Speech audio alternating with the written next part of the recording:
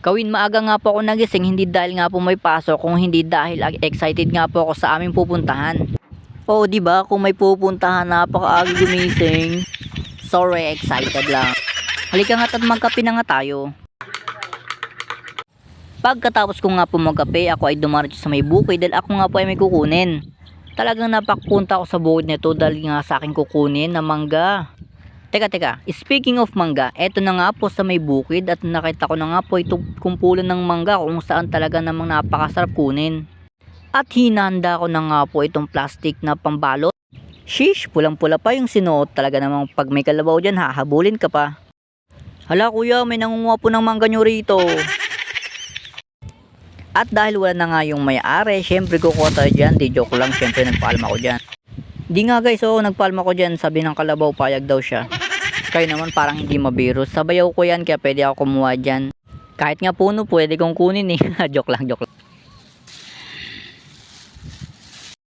Ay lah, ano kaya yun, manguha ka na nga lang dyan ng mangga kuya. Dami-dami pang pinagagaw sa buhay, kukuha ka lang naman ng mangga.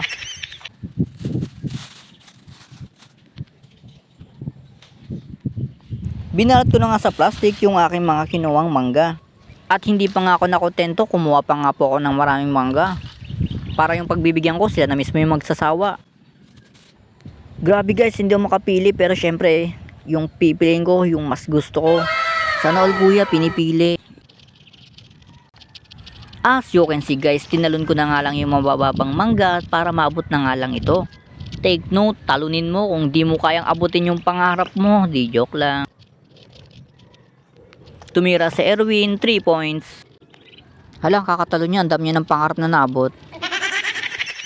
Sana all pag tinatalon na aabot kasi siya naman kahit anong gawin mo hindi mo kayang makuha. Sa dami ng tinalon ko guys, ito na lahat-lahat ng aking nakuhang mangga. 140 guys, isang plastic. Wala si kuya, kumuha pa rin ng mangga, hindi pa rin nakontento. Sobrang baba nga po ng mangga kaya nga po naparami yung kuha ko, napasarap yung kuha eh. Hindi po ba napakasarap po talaga manguha ng mangga kung napakababa po talaga at kung saan ay abot mo lang ito. Alam kong kahit ikaw ngayon ay nangangasim dahil nga po sa nakita mo manggang ito.